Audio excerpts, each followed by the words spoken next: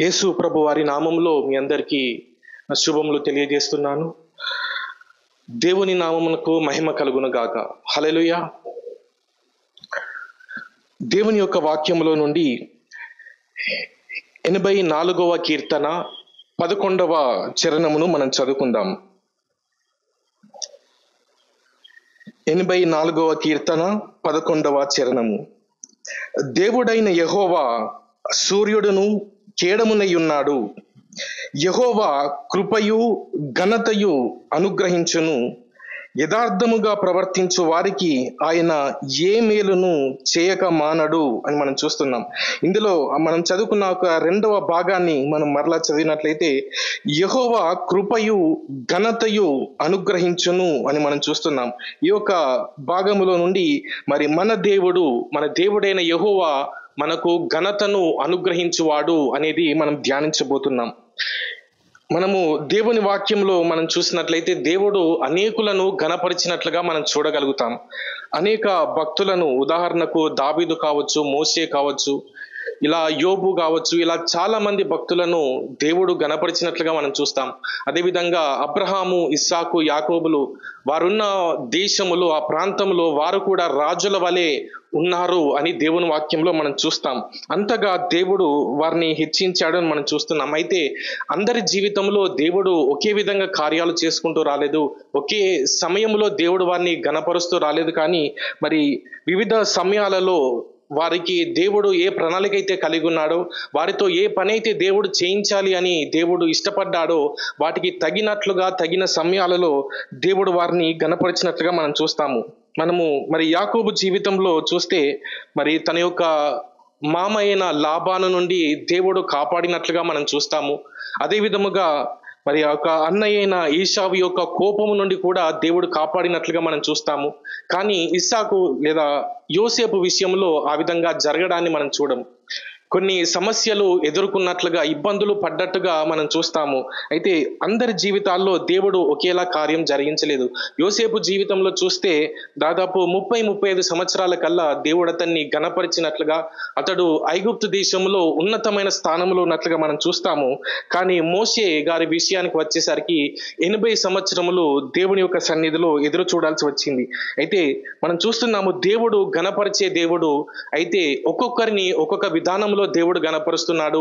ఒక్కో సమయాలలో దేవుని యొక్క చిత్తానుసారముగా దేవుడు ఘనపరుస్తున్నాడు అని మనం చూస్తున్నాం. అయితే ఘనపరచడం మాత్రము దేవుడు జరిగిస్తున్నాడు. తన భక్తులకు అనేక విధాలుగా దేవుడు ఘనపరుస్తున్నాడు. వాక్యం అంతట్లో మనం చూడవచ్చు, చరిత్ర అంతట్లో కూడా మనం చూడవచ్చు. ఎవరైతే దేవుని పైన ఆధారపడుతున్నారో, ఎవరైతే ఆయన భక్తులుగా ఉంటున్నారో వారందరినీ దేవుడు ఘనపరుస్తూ వస్తున్నాడు. కాబట్టి మన దేవుడు తన భక్తులను ఘనపరచువాడు అనేది మనం ధ్యానించుకోబోతున్నాం. అయితే ఈ లోకములో మనము ఎన్ని ఘనతలు పొందుకున్నా, దేవుడు మనకు ఎన్ని ఘనతలు అనుగ్రహించినా కూడా వాటన్నిటిని మనము వదిలిపెట్టి వెళ్ళిపోవాల్సిందే. మనము ఈ లోకంలో కారు కొనుక్కున్న, ఒక ఇల్లు కొనుక్కున్న, వాటన్నిటికీ కూడా ఒక ఎక్స్పైరీ డేట్ అనేది ఉంటుంది. కొన్ని సంవత్సరాలు గడిచిన తర్వాత మున్సిపల్ వాళ్ళు వచ్చి మీ బిల్డింగ్ ని కూల్చివేయాలి అంటారు, లేదంటే మరమ్మతులు చేయాలి అని చెప్తారు. మన కారు కూడా అన్ని సంవత్సరాలు పనిచేయదు. ఎంత డబ్బులు పెట్టి కొన్నా కూడా దానికి కూడా ఎక్స్పైరీ డేట్ అనేది ఉంటుంది. కాబట్టి ఈ లోకంలో ఏ ఘనతను దేవుడు మనకు అనుగ్రహించినా అవైనా మన నుండి తొలగిపోతాయి, లేదంటే మనమైనా వాటిని వదిలేసి వెళ్ళిపోవాల్సి వస్తుంది. మనం కట్టుకున్న ఇల్లులు నిక్షిప్తంగా 100 సంవత్సరాలు ఉంటాయి కావచ్చు, 200 సంవత్సరాలు నిలబడతాయి కావచ్చు, కానీ అంతవరకు మనం ఉండం. ఈ ఘనతలన్నీ కూడా శాశ్వతమైనవి కావు. అయితే దేవుడు మనకు ఈ ఘనతలు మాత్రమే కాదు, కానీ ఆధ్యాత్మికంగా కూడా అనేకమైన ఘనతలను దేవుడు మనకు అనుగ్రహించాడు. అందులో నుండి ఒక 3 ఘనతలను నేడు మనం ధ్యానించుకోబోతున్నాం.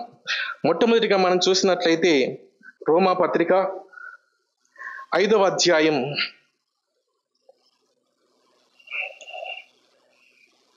5వ అధ్యాయం 1వ వచనమును మనం చూసినట్లయితే, కాబట్టి విశ్వాస మూలమున మనము నీతిమంతులముగా తీర్చబడి మన ప్రభు అయిన యేసుక్రీస్తు ద్వారా దేవునితో సమాధానము కలిగి ఉందము అని మనం చూస్తున్నాం. ఇందులో మొదటి భాగాన్ని మనం గమనించినట్లయితే విశ్వాస మూలమున మనము నీతిమంతులముగా తీర్చబడ్డాము అని మనం చూస్తున్నాము. దేవుని వాక్యంలో మనం చూస్తున్నాం, దేవుడు మనలను నీతిమంతులుగా తీర్చాడు అని. మనము ఈ యొక్క భాషను గనక మనం అర్థం చేసుకున్నట్లయితే ఇది ఒక కోర్టులో వాడే భాష అని చెప్తూ ఉంటారు. ఒక వ్యక్తి కోర్టుకి తీసుకొని వెళ్ళారు అతన్ని తీసుకెళ్లిన తర్వాత ఆ వాదపోదాలు విన్న తర్వాత అక్కడున్న న్యాయాధిపతి ఇచ్చిన తీర్పు ఏంటి అంటే, ఇదిగో ఫలాని వ్యక్తి ఈయన నీతిమంతుడు అని నేను తీర్పు తీరుస్తున్నాను. ఆ జడ్జిమెంట్ పాస్ అయింది. నీవు నీతిమంతుడుగా తీర్చబడ్డావు. ఏ విధంగా అంటే అఫీషియల్ గా కోర్టు ద్వారా, చట్టము ద్వారా, ప్రభుత్వము ద్వారా నీతిమంతుడుగా తీర్చబడ్డావు అనే పదాన్ని ఇక్కడ ఉపయోగించారని చెప్తుంటారు. కాబట్టి దేవుడు మనలను నీతిమంతులుగా తీర్చాడు. కానీ మనము నీతిమంతులము కాదు అని దేవుని వాక్యం చెప్తుంది. మనము నీతిమంతులం కాదు, ఏ ఒక్కరు కూడా నీతిమంతులు లేరు. నీతి కార్యములు జరిగించిన వారు ఉన్నారు కావచ్చు, కానీ పాపము లేకుండా నీతి కార్యాలు జరిగించిన వారు ఎవరు లేరు. మనము ఒక వస్త్రమును ధరించుకొని అది కొంచెం వస్త్రము మలినమైపోయి మిగతా వస్త్రము సరిగ్గా ఉంటే దాన్ని ఏమని పిలుస్తాం మనం? అది వేసుకోవడానికి పనిచేస్తుందా? వేసుకోవడానికి ఎవరైనా ఇష్టపడతారా అంటే ఎవరు కూడా ఇష్టపడరు. కాబట్టి మన జీవితం కూడా, మన భక్తి క్రియలు, మన నీతి కూడా అదే విధంగా ఉంది. మురికి గుడ్డలలాగా మీ నీతి ఉంది అని దేవుని వాక్యం చెప్తుంది. ఏ ఒక్కరు కూడా నీతిపరుడు లేడు, పాపము చేయకుండా నీతిగా బతికిన వాడు ఒక్కడు కూడా లేడు అని దేవుని వాక్యం అంటుంది. అలాంటి వస్త్రములు కలిగిన వారముగానే మనము కూడా ఉన్నాము. మనం దేవుని యొక్క వాక్యమును వ్యతిరేకించి, దేవుని యొక్క ఆజ్ఞలను ధిక్కరించి మనము పాపము చేసినట్లుగా, నీతిని కోల్పోయినట్లుగా మనం చూస్తున్నాము. ఆదాము హవ్వల జీవితంలో కూడా జరిగింది అదే. వారు దేవుని యొక్క ఆజ్ఞను ధిక్కరించి పాపం చేశారు. పాపము ద్వారా ఏమి జరిగింది అంటే వారు ఉన్నవి సమస్తమును కోల్పోయారు. దేవుడు వారికి ఇచ్చిన మహిమను వారు కోల్పోయారు. వారు దిగంబరులుగా నిలబడాల్సి వచ్చింది. అయితే వారు ఆ సమయంలో ఆ యొక్క ఆకులు తీసుకొని వారు తమ యొక్క శరీరానికి కట్టుకున్నట్లుగా మనం చూస్తాము. మన నీతి కూడా అలాంటిది, ఆ ఆకుల లాంటిదే. సరిపోని నీతి కొన్ని దినములైన తర్వాత లేదా ఉదయం నుండి సాయంత్రము ఎండిపోయి ఏ విధంగా ఆకులు పని చేయకుండా పోతాయో మన నీతి కూడా అలాంటిదే. పని చేయని నీతి, మనలను పరలోకానికి చేర్చలేని నీతి. ఏ విధంగా ఆదాము హవ్వలు దేవుని యొక్క స్వరం విని దాక్కున్నారో అదే విధంగా దేవుని నుండి దూరం వెళ్ళిపోయే వారము. దేవుని ఎదుట ధైర్యముగా నిలబడే నీతి మనకు లేదు. అలాంటి పరిస్థితిలోనే మనందరం ఉన్నాము. అయితే అక్కడే దేవుడు గొప్ప కార్యం చేశాడు. ఏం చేశాడంటే, ఒక గొర్రె పిల్లను అక్కడ వధించి ఆ యొక్క గొర్రె యొక్క చర్మముతో వారికి చొక్కాయలను కుట్టించినట్లుగా మనం చూస్తాము. ఆ తర్వాత వారు ధైర్యముగా ముందుకు వచ్చినట్లుగా మనం చూస్తాం. అదే విధముగా మరి మన కొరకైతే అక్కడ గొర్రెపిల్ల వధించబడింది. ఆ గొర్రెపిల్ల ఎవరికి సాదృశ్యంగా ఉంది అంటే యేసు ప్రభువుకు సాదృశ్యంగా ఉంది. ఆ యేసు ప్రభు మన కొరకు మరణించి ఆ యొక్క నీతిని ఏ విధంగా అయితే వారు ఆ గొర్రెపిల్ల వస్త్రమును వారు కప్పుకున్నారో అదే విధంగా దేవుని యొక్క నీతిని అనగా యేసు ప్రభు వారి నీతిని మనకు అప్పగించాడు. మనము వస్త్రములాగా ధరించుకోగలుగునట్లుగా, మనకు ఘనత కలగాలి, విలువైన వారముగా మనం ఉండాలి అని ఆ నీతి వస్త్రములు యేసు ప్రభు వారు సాధించిన నీతిని దేవుడు మనకు అనుగ్రహించాడు. మరి యేసు ప్రభు వారు ఈ లోకంలో జీవించి 33.5 సంవత్సరములు అనేకమైన శోధనలను ఎదుర్కొన్నట్లుగా మనం చూస్తాము. మనము లూకా సువార్తలో మనం చూస్తే ఎన్ని శోధనలు అయితే ఉన్నాయో, సాతాను ఎన్ని విధాలుగా శోధించగలడో అన్ని విధాలుగా శోధించాడు.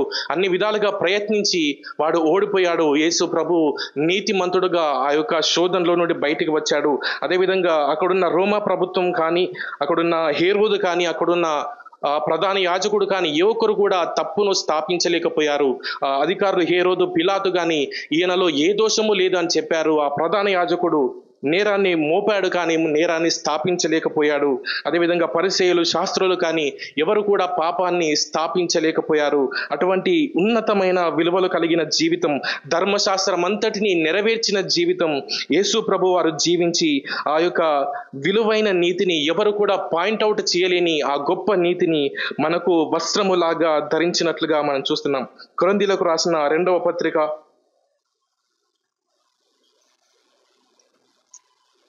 5వ అధ్యాయము చివరి వచనం 21వ వచనం మనం చూసినట్లయితే, ఎందుకనగా మనం ఆయన యందు దేవుని నీతి అగునట్లు పాపమెరుగని ఆయనను మన కోసము పాపముగా చేసెను అని మనం చూస్తున్నాం. ఇప్పుడు మనకు ఏమి కలిగింది అంటే దేవుని నీతి మనకు కలిగింది అని మనం చూస్తున్నాం. ఒకప్పుడు మన నీతి ఎటువంటిది అంటే మన నీతి మురికి గుడ్డల వంటిది అని మనం చూస్తున్నాం. మన నీతి వాడిపోయే ఆకుల వంటిది అని మనం చూస్తున్నాము. అయితే అలాంటి పరిస్థితుల నుండి నీతి అని దేవుని నీతిని మనకు అనుగ్రహించి దేవుడు మనల్ని ఘనపరిచాడు. ఆ యొక్క విలువైన వస్త్రములను, పరలోకానికి చేరగలిగిన వస్త్రములు లేదా పరలోకములో కూడా మనకు ఘనత కలిగించే విధముగా ఆ నీతి అనే వస్త్రమును దేవుడు మనకు అనుగ్రహించాడు. కాబట్టి దానిని బట్టి మనము దేవుణ్ణి స్తుతించాలి. ఇక నీతి లేని వారము, పాపములో ఉన్న వారము, మరి అక్కరకు రాని నీతి, మురికి గుడ్డల వంటి నీతి కలిగి ఉన్న మాకు ఆ వస్త్రములను తొలగించి మాకు ప్రశస్తమైన వస్త్రములను ధరింపజేసినందుకు, మీ యొక్క నీతిని మాకు ధరింపజేసినందుకు మీకు స్తోత్రములు అని మొట్టమొదటిగా మనము దేవుణ్ణి స్తుతించే వారముగా మనం ఉండాలి. రెండవదిగా మనం చూసినట్లయితే కొరింథీయులకు రాసిన 2వ పత్రిక 6వ అధ్యాయం 16-18 వచనములు ఇక్కడ కలిసి ఉన్నట్లుగా మనం చూస్తున్నాము. అందులో ఆ 2వ భాగాన్ని మనం చూసినట్లయితే, అందుకు దేవుడు ఇలాగూ సెలవిచ్చుచున్నాడు అనే మాట నుండి మనం చదువుతాం. నేను వారిలో నివసించి సంచరింతును, నేను వారి దేవుడనై యుందును, వారు నా ప్రజలై యుందురు. కావున మీరు వారి మధ్య నుండి బయలువెడలి ప్రత్యేకముగా ఉండుడి అని మనం చూస్తున్నాం. ఇక్కడ ఆ యొక్క మనం మరలా చదువుకున్నట్లయితే, నేను వారిలో నివసించి సంచరింతును, నేను వారి దేవుడనై యుందును, వారు నా ప్రజలై యుందురు అని దేవుడు అంటున్నాడు. ఈ లోకంలో మనం చూస్తే అందరూ నేను ఫలాని వ్యక్తికి అభిమానిని అని చెప్పుకుంటుంటారు, లేదా ఫలాని వ్యక్తికి సంబంధించిన వాడిని అని చెప్పుకొని వారు గర్విస్తారు, సంతోషిస్తారు. అయితే మనము ఇక్కడ వ్యతిరేకంగా మనం చూస్తున్నాము. ఇక్కడ దేవుడు అంటున్నాడు, వీరు నా ప్రజలు, మీరంతా నా ప్రజలు అని దేవుడు మన గురించి చెప్తున్నట్లుగా, దేవుడు మనల్ని అంగీకరిస్తున్నట్లుగా మనం చూస్తున్నాము. మనము ఒక అభిమాని తన యొక్క అభిమానిని చెప్పుకొని నేను ఫలాని వ్యక్తి అభిమాని అని చెప్పుకుంటాడు, కానీ ఆ వ్యక్తి మరి ఫలాని వ్యక్తి నాకు తెలుసు, ఇతను మేమిద్దరం చాలా క్లోజ్, ఇతను నా ఆటోగ్రాఫ్ తీసుకున్నాడు, ఫలానా చోట మనం కలిశాము అని ఏ ఒక్కరు కూడా గుర్తుంచుకోరు.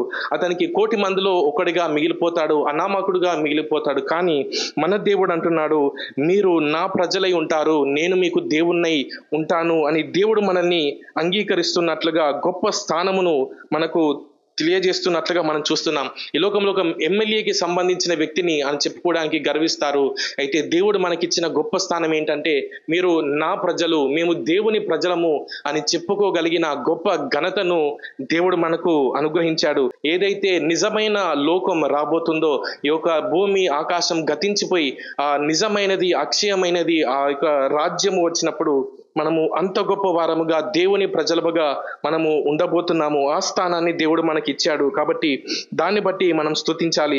మనము సొలొమోను గురించి మనం చూస్తే అతని దగ్గర ఉన్న ప్రజలను చూసి షేబా దేశపు రాణి అంటుంది, నీ దగ్గర ఎవరైతే ఉంటున్నారో, ఎవరైతే సేవకులు నీ చుట్టూ ఉంటున్నారో, నీ మాటలు వింటున్నారో వారు ఎంత భాగ్యవంతులు అని వారిని అంటుంది. వారు ధనముందని కాదు, కానీ వారు నీ ప్రజలు, నీ దగ్గర ఉంటున్నారు కదా, నీ సన్నిధిలో ఉంటున్నారు కదా, నీ మాటలు వింటున్నారు కదా, దాన్ని బట్టే వారు ఎంతో భాగ్యవంతులు అని వారిని పొగిడినట్లుగా మనం చూస్తున్నాం.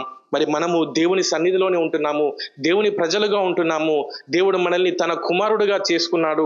రోమీయులకు రాసిన పత్రిక 8వ అధ్యాయం 16వ వచనం చూస్తే, ఆత్మ తానే మన ఆత్మతో కూడా సాక్ష్యం ఇస్తున్నాడు. ఏమని అంటే, ఇదిగో నీవు దేవుని కుమారుడవు అని సాక్ష్యం ఇస్తున్నాడు. కాబట్టి అంత గొప్ప స్థానమును మనకు అనుగ్రహించాడు. అదేవిధంగా దావీదు జీవితంలో చూస్తే మెఫీబోషేతు అనే యోనాతాను కుమారుణ్ణి తన యొక్క సన్నిధిలోనికి తీసుకొని వచ్చినప్పుడు మెఫీబోషేతు అంటాడు, అయ్యా చచ్చిన కుక్క లాంటి వాడను, నాకెందుకు ఇంత ఘనత, నన్నెందుకు ఇంతగా మీరు జ్ఞాపకం చేసుకున్నారని అక్కడ సాష్టాంగపడి అతన్ని కృతజ్ఞతలు తెలిపినట్లుగా మనం చూస్తాము. అయితే మనము ఈ లోకములో రాజు యొద్దకు మనం రాలేదు, కానీ సాక్షాత్తు రాజులకు రాజు అయిన దేవుని యొద్దట మనం ఉన్నాము. ఆ దేవుని సన్నిధిలో మనం ఉంటున్నాము. ఆ దేవుని ప్రజలుగా, ఆ రాజు యొక్క ప్రజలుగా మనం ఉంటున్నాము. మనం ఎంతగా కృతజ్ఞతలు చెల్లించాలి, ఎంతగా మనము సాష్టాంగ పడితే మనము దేవుణ్ణి తగిన రీతిగా మనము కృతజ్ఞతలు తెలియజేయగలము. కాబట్టి వాటన్నిటిని బట్టి మనము స్తుతించాలి. అదేవిధంగా కీర్తనలు 114వ కీర్తనలో మనం చూస్తే అక్కడ సముద్రము భయపడి పాయలుగా అవుతుంది. ఏం జరుగుతుంది అసలు? ఆ యోర్దాను నది, వడిగా ప్రవహించే యోర్దాను నది ఒక శిలలాగా ఆగిపోయింది. ఏమి జరుగుతుంది అంటే, అదిగో దేవుని ప్రజలు వస్తున్నారు, వారికి మార్గం ఇవ్వడానికి మేము పక్కకు జరుగుతున్నాం. అని సముద్రం పక్కకు జరిగింది, యోర్దాను నది పక్కకు జరిగింది. రాజులందరూ అణచివేయబడ్డారు, ఏ ఒక్కరు కూడా వారికి అడ్డుగా నిలబడలేకపోయారు. ఎందుకు అంటే దేవుని యొక్క ప్రజలు వస్తున్నారు కాబట్టి. మనకు ఎంత గొప్ప స్థానాన్ని దేవుడిచ్చాడో మనం చూస్తున్నాం. ఈ లోకంలో మరి అనేకులు ఏ విధంగా బ్రతకాలి అని ఎన్నో కోట్లు ఖర్చు చేస్తున్నారు. అంతకుముందు సంవత్సరాలలో మరి వారి యొక్క దేహాన్ని కాపాడుకునే ప్రయత్నం చేశారు. ఎందుకంటే భవిష్యత్తులో ఒకవేళ ప్రాణం పోసే టెక్నాలజీ వస్తే మాకు ప్రాణం పోస్తారని. ఈ మధ్యలో మనం చూస్తే ఆ యొక్క మనిషి యొక్క వ్యక్తిత్వాన్ని, మనిషి యొక్క జ్ఞాపకాలను దాచిపెట్టి ఏదైనా రోబోట్లోకి పంపించవచ్చేమో అని ఆ విధంగా చూస్తున్నారు. ఎందుకంటే మనిషి అనేవాడు బ్రతకాలి. ఇంకా మనం చూస్తే మరి మార్స్కి వెళ్ళాలని చూస్తున్నారు. ఎందుకంటే ఒకవేళ భూమి నాశనం అయిపోయినా అక్కడికైనా మనం వెళ్ళి బ్రతకచ్చు, మనం బ్రతకాలి, మానవ జాతి బ్రతకాలి, నిత్యము జీవించాలి అని ఎంతగానో ప్రయాస ఉంది, ఎంతగానో ఆశ ఉంది, కానీ నిరీక్షణ లేదు. కానీ ఎఫెసీయులకు రాసిన 2వ పత్రిక 12-13 వచనాలు మనం చూస్తే ఇప్పుడు మనము దేవుని ప్రజలమయ్యాము కాబట్టి ఇప్పుడు మనకు నిబంధన ఉంది, ఇప్పుడు మనకు నిరీక్షణ ఉంది. వారికి ఎన్ని కోట్లు ఖర్చు చేసినా వస్తుందేమో అనే ఆశే తప్ప నిరీక్షణ లేదు. కానీ మనకు ఖచ్చితమైన నిరీక్షణ ఉంది, నిత్య జీవంలోనికి మనం వెళ్తాము అనే గొప్ప నిరీక్షణ మనకుంది. ఈ లోకంలో ఏ సమస్యలు వచ్చినా మనకు తోడుగా దేవుడున్నాడు, మేము దేవుని ప్రజలము, దేవునికి ప్రార్థన చేస్తే దేవుడు దిగి వస్తాడు అనే ధైర్యం మనకుంది. మరణం ఎదురైనా కూడా మరణాన్ని నిరర్ధకము చేసి మనల్ని నిత్య జీవములోనికి దేవుడు నడిపిస్తాడు అనే నిరీక్షణ ఇవన్నీ మనకు కలిగాయి. ఎందుకంటే మనము దేవుని ప్రజలము అయ్యాము. ఇప్పుడు ఆయనే మన రాజు, ఆయనే మన తండ్రి, మనల్ని కాపాడుకునే బాధ్యత దేవుడు తీసుకున్నాడు. ఆ యొక్క దేవుని యొద్ద నుండి ఎవరు కూడా మనల్ని వేరు చేయలేరు. ఆ యొక్క దేవుని ప్రజలను ఒక మంచి రాజు దావీదు ఏ విధంగా అనేక యుద్ధాలు చేసి తన రాజ్యాన్ని కాపాడుకున్నాడు, మరి మన దేవుడు ఇంకా ఎంత గొప్పగా మనల్ని కాపాడుకుంటాడు, ఇంకెంత నిశ్చయింతగా మనల్ని నిత్య జీవంలోనికి నడిపిస్తాడు మనం జ్ఞాపకం చేసుకోవాలి. కాబట్టి దేవుని ప్రజలముగా మనం మారాము కాబట్టి అందులో ఉన్న ఆ యొక్క లాభములన్నిటినీ, ప్రయోజనాలన్నిటినీ మనం జ్ఞాపకం చేసుకొని రెండవదిగా మనం దేవుణ్ణి స్తుతించాలి అని మనం జ్ఞాపకం చేసుకుంటున్నాం. మూడవదిగా మనం చూసినట్లయితే పేతురు రాసిన మొదటి పత్రిక 2వ అధ్యాయం 9వ వచనమును మనం చూద్దాం. అయితే మీరు చీకటిలో నుండి ఆశ్చర్యకరమైన తన వెలుగులోనికి మిమ్మలను పిలిచిన వాని గుణాతిశయములను ప్రచురము చేయు నిమిత్తము ఏర్పరచబడిన వంశమును, రాజులైన యాజక సమూహమును, పరిశుద్ధ జనమును, దేవుని సొత్తైన ప్రజలునై ఉన్నారు అని మనం చూస్తున్నాం. ఇక్కడ అనేకమైనవి ఉన్నాయి. అయితే మనము ఒకే దాని మీద మనం నేర్చుకోబోతున్నాం. అదేంటంటే మనము రాజులైన యాజక సమూహముగా దేవుడు మనలను ఏర్పరిచాడు. మూడవదిగా దేవుడు ఏ విధంగా మనల్ని ఘనపరిచాడు అంటే తనకు యాజకులుగా, రాజులైన యాజకులుగా దేవుడు మనల్ని నిలబెట్టుకున్నాడు అని మనం చూస్తున్నాం.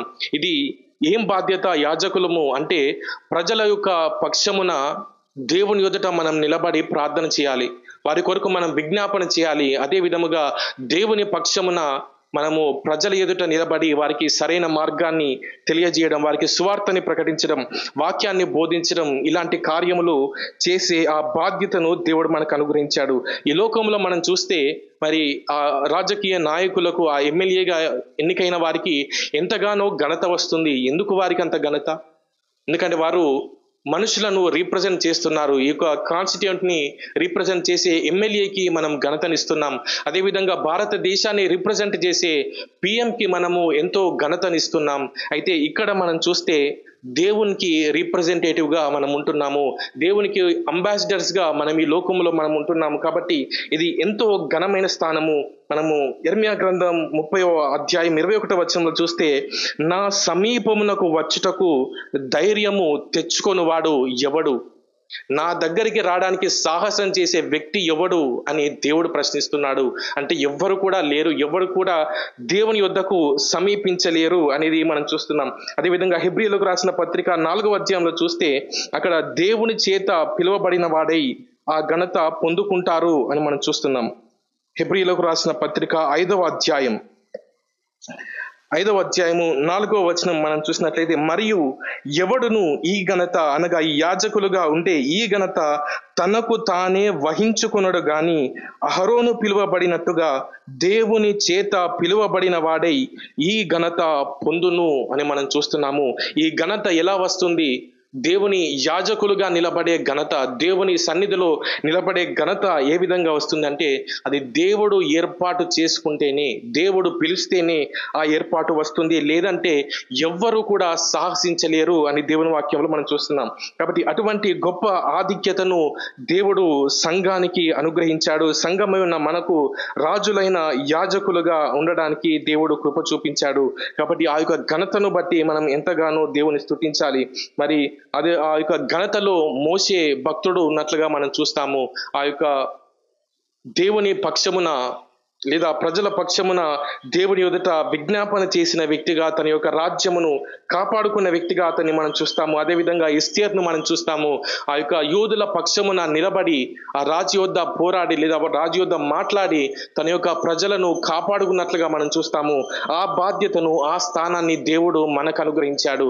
మన యొక్క రాజ్యమును, మన దేశమును కాపాడుకోవడానికి దేవుని సన్నిధిలో నిలబడగలిగిన ఒక గొప్ప ఆధిక్యత, ఆ ధన్యతను, ఆ ఘనతను దేవుడు మనకు అనుగ్రహించాడు అని మనం చూసాము. రెండవదిగా మనం చూస్తే దేవుని పక్షమున ప్రజల ఎదుట నిలబడడం, దేవుని పక్షమున సువార్తను ప్రకటించడం. సువార్త ప్రకటించడం అనేది ఎంత ఘనమైన కార్యం అంటే అది దేవుడు అదేవిధంగా సంఘము కలిసి చేస్తేనే ఒక వ్యక్తి రక్షణ పొందుతాడు. తండ్రి అయిన దేవుడు తన యొక్క ఏకైక కుమారుణ్ణి, అద్వితీయ కుమారుణ్ణి మన కొరకు అప్పగించాడు. అదేవిధంగా యేసు ప్రభువారు తన ప్రాణాన్ని అప్పగించారు. అదేవిధంగా పరిశుద్ధాత్మ దేవుడు లోకాన్ని ఒప్పించడానికి సిద్ధముగా ఉన్నాడు. కానీ సంఘం వెళ్ళి ప్రకటించకపోతే ఆ కార్యం సంపూర్ణం కావట్లేదు. దేవుడు ఏ కార్యాన్ని అయితే మొదలు పెట్టాడో ఆ కార్యం సంపూర్ణం కావాలంటే ఇప్పుడు సంఘం వెళ్ళి యాజకత్వం అనే ఆ బాధ్యతను నెరవేర్చాలి. దేవుని పక్షమున నిలబడి సువార్తను ప్రకటించాలి. ఇది ఎంత గొప్ప భాగ్యం మీరు ఆలోచించండి. దేవుని జత పని వారముగా దేవుడు మనము ఇద్దరం కలిసి పనిచేస్తేనే ఆ యొక్క పని సంపూర్ణం అవుతుంది. ఒక వ్యక్తి రక్షణ పొందుతాడు. అటువంటి ఉన్నతమైన భాగ్యము, ఆఘనత దేవునితో సహా పనివారము, జత పనివారము అని చెప్పుకునే ఆ ఉన్నతమైన భాగ్యాన్ని దేవుడు మనకు అనుగ్రహించాడు. కాబట్టి ఒక 3 విధాలుగా మనం చూసాము. మొట్టమొదటిగా మనకు నీతి అనే వస్త్రములను మనకు ధరింపజేసి మనకు ఘనత కలగజేశాడు అని మనం చూసాము. రెండవదిగా దేవుని ప్రజలముగా ఒకప్పుడు లేము, ఒకప్పుడు దూరస్థులముగా ఉన్నాము, దేవుడు లేని ప్రజలముగా ఉన్నాము. అయితే ఇప్పుడు దేవుని ప్రజలు అనే ముద్రను మనకు వేసి, నా పిల్లలు అనే ముద్రను వేసి దేవుడు మనకు ఘనతను కలగజేశాడనేది రెండవదిగా మనం చూసాము. మూడవదిగా మనం చూస్తే మరి ఎన్నిక లేని మనలను దేవుడు ఎన్నిక చేసుకొని తనకు యాజకులుగా ఉండే ఆ యొక్క గొప్ప ఘనతను దేవుడు మనకు కలగజేశాడు అని మనం చూస్తున్నాం. ఆయన దేవుడు చేసుకోలేక కాదు, ఇన్ని గొప్ప కార్యాలు చేసిన దేవుడు ఆయనతో సువార్త ప్రకటించడం ఏమాత్రపు పని, కానీ మనల్ని ఘనపరచడానికి దేవుడు ఇష్టపడుతున్నాడు. అందుకే ఆ గొప్ప స్థానాన్ని మనకు అనుగ్రహించాడు, ఆ భాగ్యమును మనకు అనుగ్రహించాడు అని మనం చూస్తున్నాం. కాబట్టి ఈ యొక్క 3 విషయములను బట్టి మనము దేవుణ్ణి స్తుతించే వారిగా మనం ఉండాలి. దేవుడి వాక్యమును దీవించునుగాక. ప్రార్థన చేసుకుందాం.